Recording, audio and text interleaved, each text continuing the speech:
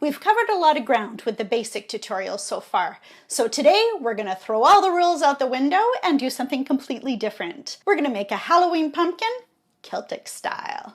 Coming right up.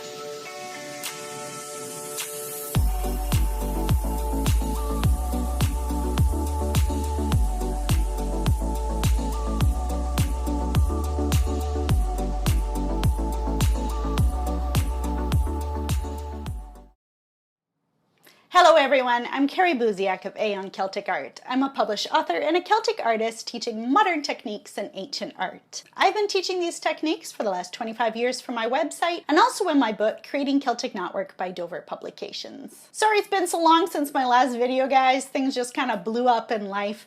I've started my latest coloring book with Dover Publications. The new title is Celtic Christmas Art, but unfortunately this won't be until Christmas 2021, so you guys got a little bit to wait yet. But once we get closer to the release date, I will put up some samples on my website, just like I always do, so you guys can get a little teaser taste of it all. Before we get much further today, don't forget to subscribe to my channel and ring that bell so you're kept up to date on all new tutorials. And speaking of coloring books, my Celtic Fantasy Art coloring book was just released a week ago. It's already selling really well, so make sure you check my website. I'll include a link to the book below and you can check out some of the sample pages I have posted up. Also, I've been busy this month launching my new Celtic sticker line. So you can see these on my Etsy store. I will include a link below as well. I also have some Halloween ones as well. There's 3 different sheets in that. I know it's kind of too late for Halloween, but you know, life happens and you release it when you release it. So I guess I'm just super prepared for next year now. Okay, so on to today's lesson. Today I'm going to show you how to draw a Halloween pumpkin, but in Celtic style. No dot paper needed for this week, just regular paper, as well as a pencil and eraser. So grab those and let's get started.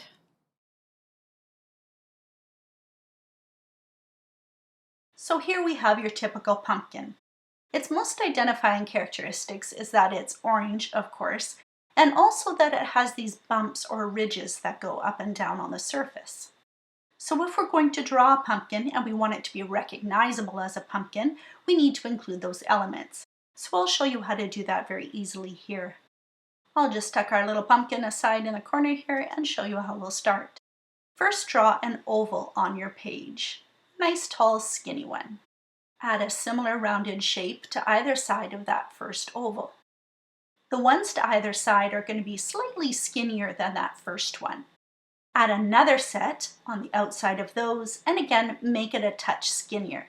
This gives the illusion of roundness or depth to our pumpkin.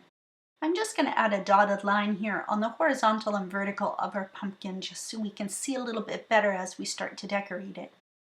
I'm going to do a very simple shape, basically an infinity sign tipped upright.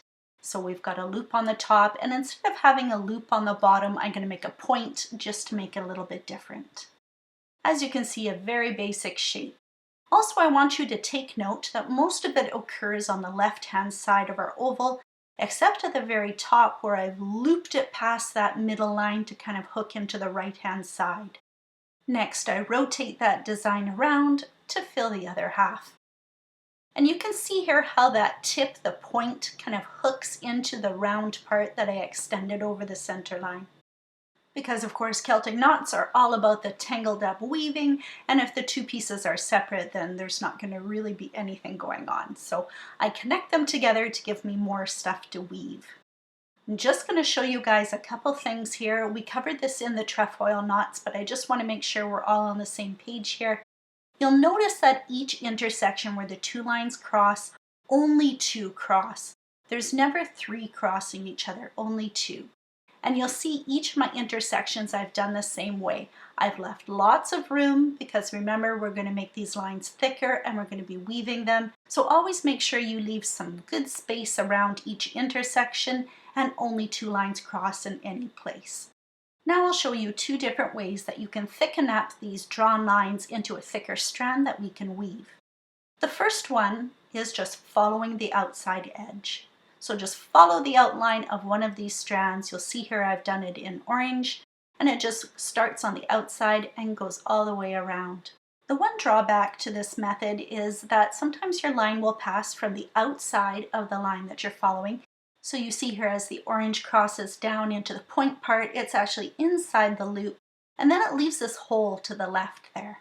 So if I mirror that around so it's in the other loop as well, you'll see we have those gaps on both sides. That's easy to fix though. You just do a little bit of rework on it so it's closer to that outside edge and fills the space a little better. The next thing to watch out for is anywhere that you have a loop or a point that goes past another line, you want to make sure it fully clears it. I've moved that upper point down a little bit so you can see what I mean. Instead of fully clearing that strand below it, it's more laying on top of it and you wouldn't be able to weave that. So if you do have a turn or a corner, just make sure it's pulled out far enough that it's fully clearing the strand below it. Now let's go on to the other method. Returning to our original line, we're going to expand the outline this time. So instead of following the outline on only one side of our original line, instead we're going to do it on both sides of it. And because we're following both sides of that original line now, it fills in a lot more evenly. So you see in the above, there's no awkward spaces this time, it's all filled in naturally. I'll just get rid of some of our lines here and we'll start the weaving. As always, when I start to weave, it doesn't matter which intersection I choose to begin with, so I'm going to start with that topmost one. The arrow shows my path that I'll be following as I erase as I follow the loop down. I keep following that same strand, going over, under, until the whole design is woven. Now you see here the finished knot filling the center of my pumpkin. We would fill those outside ones as well to the left and right of it, but I'm going to move on. We're going to start a new design just so we get a little more practice in instead. So I'm going to go back to my original pumpkin shape. We're going to do another easy basic shape. Starting from one side at the top of our shape, I'm going to swing out and cross our middle line and then connect with that horizontal line in the center. Next, I mirror or flip it left to right, and then I mirror the same down into the bottom part of my pumpkin as well. We could leave it like this, or we could add a little more detail to it again. So I'm going to make a figure 8 design in the center, spaced evenly with my original line.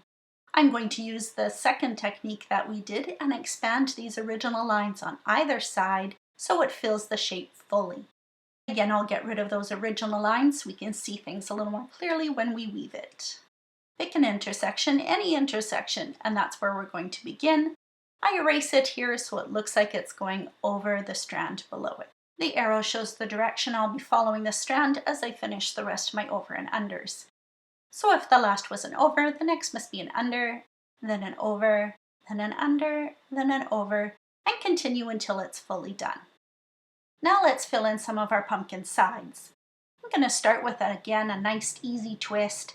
It's not as wide or as complex as my middle one was because it's a smaller space. Using the second technique again, I expand my outlines and then I weave it just like the first design. Now this looks pretty good, but the points on the top and the bottom kind of don't fill the pumpkin shape. So I'm going to pull those points out and just redraw them so they fill the space a little bit better. It's just a small little touch, but I think it does make the design just a little bit better. And then I mirror that knot onto the other side of my pumpkin, and I start the final section. Again, just going to do a really simple twist in this because we don't have a lot of room. It's quite a skinny one this time, but I do the same thing as before. I expand the outline and then I weave it when I'm done. The tips aren't quite as bad on this one, but I'm still going to kind of ease them into that corner a little bit better. And then I mirror it to the other side again. Now the whole pumpkin's woven up, so let's add some other bits to him. First I'm going to draw his stem. I'm going to add a couple little lines inside to kind of imply how it's angled as opposed to round. And now I'm going to add some pumpkin curls. So I'm just going to move our pumpkin out of the way here while we work on his curls. I'm going to show you here how I do my spirals for these. So you notice this spiral or curl has a direction to it. It's going counterclockwise. As I add more to it, I want to branch them off going in the opposite direction. By going in opposite directions, you get more of a wandering, trailing spiral to it, as opposed to if they go in the same way. It's no rule, it's just how I like to do them, so of course feel free to do yours as you like. But following this technique, if your original was going counterclockwise, then the next branch off it would be going clockwise and then counterclockwise. And usually each one you want to make a little bit smaller too, like it's a trailing vine. So let's add that back onto our pumpkin and flip it to the other side as well, so it's the same on both sides. Next, let's add some little pumpkin leaves to our design. The simplest way to do a leaf is to think of a star.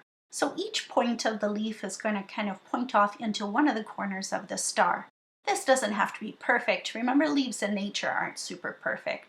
Next, I'll sketch in some veins to the leaf just to add a little more detail to it. Next, I'll randomly add some of these leaves around my vines. I'll make them a couple different sizes. I'll put some smaller ones up near the tops where the smaller tendrils are. Then I'll flip it to the other side and add a few more behind my pumpkin too. The top looks a little bare, so I'll add a few little curls to the top just to fill in that space. And with the design finished, all I have left to do is color it, and so here we have the finished design. I hope you enjoyed our Halloween craft this week. If you like this kind of tutorial, do let me know in the comments and I can make more for you guys. I can add these in amongst all our regular Celtic knotwork tutorials as well, so if you want to play around with some different things, I'm happy to make those videos for you. Just let me know if you like it or not. Before you go, don't forget as well, subscribe to my channel and ring that bell so you're kept up to date on all new tutorials. If you like what we've covered today, don't forget you can also see this and many more techniques in my book, Creating Celtic Knotwork by Dover Publications. If you would like to support my channel or my art, please consider becoming a patron. For as little as $2 a month, you receive a bunch of freebies. And as well, we just voted on our 2020 members coin, so it looks like it's going to be a Celtic Dragon coin this year. So you have to be a member in order to receive it, and you have to sign up before the end of the year. That's it for this week, guys. Bye!